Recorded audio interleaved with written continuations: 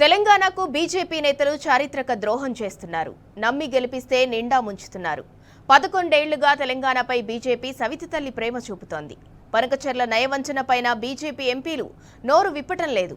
గోదావరి జలాలను ఏపీ తన్నుకుపోతున్నా వారిలో ఎలాంటి కదలిక లేదు. అధికారిక కాంగ్రెస్ పార్టీలో బీజేపీ నేతలు అంటకాగుతున్నారు. ముఖ్యమంత్రి రేవంత్ను కాపాడేందుకే ప్రతి క్షణం ఆరాటపడుతోంది బీజేపీ. గత లోక్సభ ఎన్నికల్లో తెలంగాణ ప్రజలు బీజేపీకి 8 మంది ఎంపీలను ఇచ్చారు. 35% మంది ఓటర్లు ఆ పార్టీకి మద్దతు పలికారు. వీళ్ళేదో కేంద్రం నుంచి తెలంగాణకు నిధులు తెచ్చి అభివృద్ధి చేస్తారని ప్రజలు ఆశపడ్డారు. కానీ ఏం లాభం? 8 మంది ఎంపీలు తెలంగాణ ప్రయోజనాలను పరిరక్షించకపోగా ప్రజలకు నష్టం చేసేలా వ్యవహరిస్తున్నారు. పనకచెర్ల వ్యవహారమే ఇందుకు తాజా ఉదాహరణ. పనకచెర్ల విషయంలో చంద్రబాబు ఒత్తిడికి తలొగ్గి కేంద్రంలోని బీజేపీ ప్రభుత్వం ఆంధ్రప్రదేశ్ పట్ల పక్షపాతంతో వ్యవహరిస్తూ తెలంగాణ పట్ల వివక్ష చూపుతుంటే 8 మంది ఎంపీల్లో ఒక్కరైనా నోరు మెదపడం లేదు. మా ఓటర్లకు తెలంగాణ ప్రజలకు ఏం సమాధానం చెప్పుకోవాలని కేంద్రాన్ని నిలదీసిన పావాన పోవడం లేదు. నాడు విభజన చట్టాన్ని అమలు చేయని మోదీ ప్రభుత్వం నేడు ఏకంగా ఆ చట్టానికి తూట్లు పొడుస్తున్నది.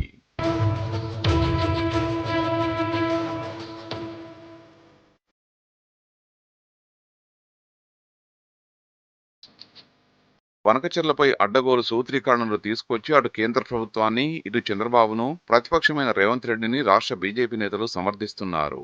పనకచెర్ల అంశం తెరపైకొచ్చినప్పుడు ఏపీ ఇంకా డీపీఆర్ సమర్పించలేదు. కేంద్రం తెలంగాణకు అన్యాయం చేయదని కేంద్ర మంత్రి కిషన్ రెడ్డి చెప్పుకొచ్చారు. కానీ ఆ తర్వాత చకచకా చోటు చేసుకున్న పరిణామాల్లో భాగంగా కేంద్ర ప్రభుత్వమే మధ్యవర్తిత్వం వహించి 2 సీఎంలతో సమావేశం నిర్వహించింది. కమిటీ వేసి నెల రోజుల్లో నివేదిక తెప్పించుకుంటానంటున్నది.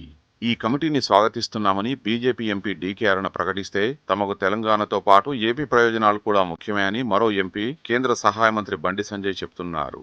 రాష్ట్ర బీజేపీ అంతటితో ఆగలేదు. బీజేపీ ఎంపీలు ఎమ్మెల్యేల్లో ఎవరైనా పొరపాటున తెలంగాణకు అనుకూలంగా మాట్లాడతారేమోనన్న భయంతో పార్టీ ఏకంగా ఒక సర్క్యులర్ జారీ చేసింది. పార్టీ లైన్కు భిన్నంగా ఏమీ మాట్లాడొద్దని శ్రేణుల్ని ఆదేశించింది. ఈ వైఖరి చూసి తెలంగాణ ప్రజలు సాగునీటి రంగ నిపుణులు ఆశ్చర్యపోతున్నారు.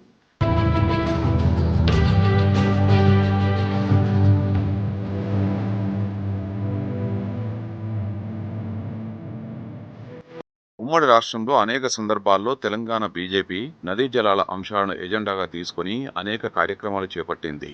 ఇచ్చంపల్లి పాదయాత్ర చేసిన చరిత్ర కూడా ఉన్నది. పలు ప్రాజెక్టుల కోసం పాదయాత్రలు కూడా చేపట్టింది. కానీ గత 11 ఏళ్లలో తెలంగాణ సాగునీటి రంగంపై మేధో మదనం గాని ఒక అంశాన్ని తీసుకుని కేంద్రం దృష్టికి తీసుకెళ్లి సాధించుకురావడం గానీ చేయలేదు. ఒకవైపు తమిళనాడులో రాజకీయ ప్రయోజనాల కోసం కేంద్ర సర్కారు కావేరీకి గోదావరి జలాల్ని తరలించేందుకు సిద్ధమవుతుంది. కర్ణాటకలో ప్రతిపక్షంలో ఉన్నా సరే బీజేపీ ఎంపీలు నేతలు కేంద్రంపై ఒత్తిడి తెచ్చి తమ రాష్ట్రానికి కొత్త ప్రాజెక్టులు తెచ్చుకుంటున్నారు. కానీ తెలంగాణలో మాత్రం ప్రాజెక్టులు తెప్పించడం కాదు కదా, కనీసం అన్యాయాన్ని నిలువరించడంలోనూ ఒక్కరూ గొంతు పెగల్చడం లేదు.